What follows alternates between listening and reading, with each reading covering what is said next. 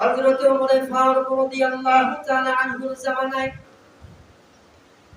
এমন একজন গায়ক ছিলেন, এমন একজন ব্যক্তি ছিলেন, সেই ব্যক্তিটা সব সময় সে তার কণ্ঠ বেশি খেতেন, মানুষের গান করে খেতেন। এমন এক সময় হয়ে গেল যখন রাদিয়াল্লাহু তাআলা আনহু ইসলামের কথাগুলো মানুষের সামনে বলতে শুরু করে দিলেন যে গান বাজনা শোনা, গান বাজনা করা, বাদ্যযন্ত্রের সাথে জড়িত থাকা এটা হচ্ছে হারাম, এটা হচ্ছে আল্লাহর নাফরমানি একটা কাজ। তখন এই ব্যক্তি কি করলেন? প্রকাশ্যে গান করা বাদ দিয়ে তখন গোপনে গোপনে গান করা শুরু করে দিলেন। তখন গোপনে গোপনে আল্লাহ সুবহানাহু ওয়া তাআলার সাথে নাফরমানি করা শুরু করে দিলেন।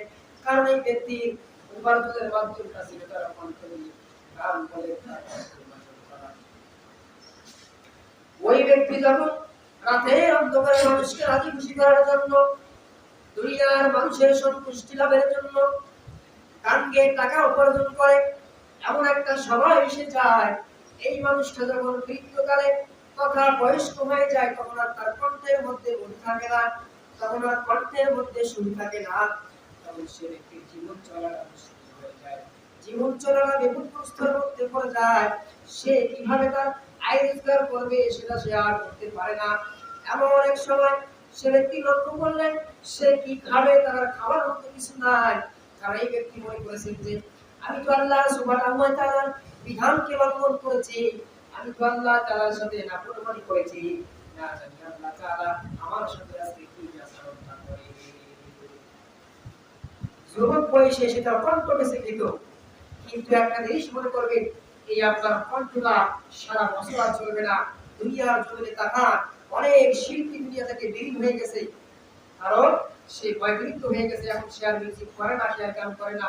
তবে এখান থেকে শিক্ষাটা আপনারা কি নেবেন সম্মানিত উপস্থিতি? ওই ব্যক্তি আল্লাহ সুবহানাহু ওয়া তাআলার দরবারে সেই সময়কার প্রসিদ্ধ একজন কবরস্থান, প্রসিদ্ধ কবরস্থান, বর্তমান যেটা বিশ্ববিখ্যাত কবরস্থান মদিনাতুল মুনাওয়ারা জান্নাতুল বাকির সামনে গিয়ে ওই গায়ক তখন কি করলেন?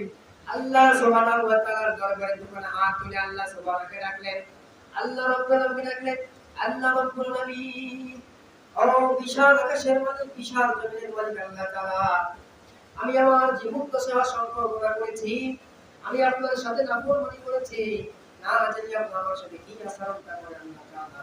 আর আমি এতটুকু জানি আপনি আল্লাহ তাআলার প্রত্যাশী এবং ক্ষমাশীল। আল্লাহ রাব্বুল আলামিন আমার জীবিকার ব্যবস্থা করে দেন, আমার দুনিয়ার জন্য সুন্দরভাবে চলার ব্যবস্থা করে দেন, আপনি আমাকে সাহায্য করেন। সাহায্য আমরা কার কাছে চাবো? বিপদে আমরা সাহায্য আল্লাহ তাআলার কাছে চাবো, আপদে আমরা আল্লাহ তাআলার কাছে সাহায্য চাবো। যখন আমরা ভালো অবস্থায় থাকি সেই সময় আমরা আল্লাহ সুবহানাহু ওয়া তাআলার কাছে সাহায্য প্রার্থনা করব, কারণ আল্লাহ সুবহানাহু ওয়া তাআলা ছাড়া পৃথিবীর কোনো মানুষের দ্বারা আপনার সাহায্য করা সম্ভব নয়। যদি আমরা মানুষকে সাহায্য করতে দেখি, দয়া করতে দেখি, করুণা করতে আমরা দেখি, সেটা হচ্ছে আল্লাহ তাআলার পক্ষ থেকে ওসিলা, আল্লাহ রাব্বুল আলামিনের পক্ষ থেকে মাধ্যম। কারণ আল্লাহ তাআলা যদি না চান পৃথিবীর কোনো মানুষ আপনার উপকারে আসতে পারে না। আল্লাহ রাব্বুল আলামিনের কাছে দোয়া করে আল্লাহ তাআলা, আল্লাহ তাআলার কাছে যখন দোয়া করলেন, দোয়া করার সঙ্গে সঙ্গে আল্লাহ সুবহানাহু ওয়া তাআলা গফুরুর রহিম, আল্লাহ তাআলা তার অন্তরের তওবাটা, তার দোয়াটা সঙ্গে সঙ্গে কবুল করে নিয়েছেন। সুবহানাল্লাহ। কারণ যে ব্যক্তি তওবাতান নসুহা করবে, পূর্বের গুনাহকে আল্লাহ তাআলার কাছে মাফ চাবে আর পূর্বের গুনাহ করবে না, আল্লাহ তাআলা সেই ব্যক্তির সঙ্গে সঙ্গে দোয়া কবুল করে নেন, ওই ব্যক্তির দোয়াটা কবুল করে নিলেন। এমন এক সময় ঘটনা করলে ওমর ফারুক রাদিয়াল্লাহু তাআলা আনহু, সেই জামানার বাদশা, সেই সময়কার খলিফা, তিনি কি করলেন? মসজিদে মদিনাতুল মুনাওয়ারার মধ্যে তিনি শুয়েছিলেন। আল্লাহ তাআলা তাকে তার কাইমি আওয়াজের মাধ্যমে, আল্লাহ তাআলার একটা কুদরতের মাধ্যমে জানিয়ে দিল, ওমর, মদিনাতুল মুনাওয়ারার মধ্যে এক ব্যক্তি আমি আল্লাহ তাআলার কাছে সাহায্য চেয়েছে, সুতরাং ওমর তুমি চলে যাও, এই ব্যক্তিকে তুমি সাহায্য করো। ওমর ফারুক রাদিয়াল্লাহু তাআলা আনহু মসজিদ থেকে বের হয়ে কবরের দিকে আগাচ্ছে। ওমর ফারুক রাদিয়াল্লাহু তাআলা আনহুকে দেখার সঙ্গে সঙ্গে ওই যে গায়ক ছিলেন, গায়কটা কি করলেন? একটু বাবা কারণ ওমর ফারুক রাদিয়াল্লাহু তাআলা আনহু সেই সময়কার খলিফা, কঠোর একজন খলিফা। যদিও তিনি কঠোর, তবে অন্যায়ের বিরুদ্ধে তিনি কঠোর, তিনি সব জায়গায় কঠোরতা দেখান না। ওমর ফারুক রাদিয়াল্লাহু তাআলা আনহুকে দেখে যখন বলা হলো উপর ঘরে, ওমর বললেন, আমি এখানে নিজে আসি নাই, আমাকে প্রেরণ করা হয়েছে, আমাকে পাঠানো হয়েছে, বলেন আপনার কি সমস্যা? তিনি বললেন, সত্যি সত্যি আপনাকে কে পাঠিয়েছে? তখন ওমর ফারুক রাদিয়াল্লাহু তাআলা আনহু বলেন, আল্লাহ সুবহানাহু ওয়া তাআলা আমাকে পাঠিয়েছেন।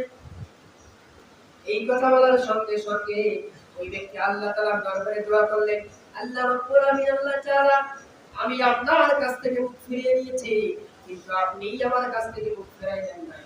আমি আপনার দিকে মুখ ফিরাই নিয়েছি, কিন্তু আমি অধম গুনাহগারের বান্দা থেকে আপনি মুখ ফিরাইয়ে নেন নাই।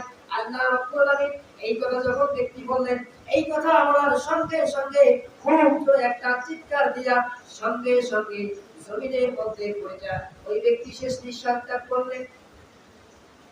এই যে ঘটনাটা আমি বললাম, বলার পিছনে সবচাইতে বড় কারণ, এক নম্বর কারণটা হচ্ছে, দুই জায়গা থেকে আপনারা শিক্ষা নিতে পারেন, দুইটা মেসেজ আপনাদের জন্য। এক, যে আল্লাহ সুবহানাহু ওয়া তাআলা তিনি ক্ষমাশীল এবং দয়ালু। আর দুই নম্বরটা হচ্ছে, যে ব্যক্তি তওবাতান নাসুহা, তথা খাঁটি তওবা করবে, খালিস তওবা করবে, ওই ব্যক্তিকে আল্লাহ সুবহানাহু ওয়া তাআলা মাফ করে দিবেন। সুবহানাল্লাহ। সবাই তো বুঝতে, সুতরাং আল্লাহ তাআলার দয়া থেকে নিরাশ হওয়ার কোনো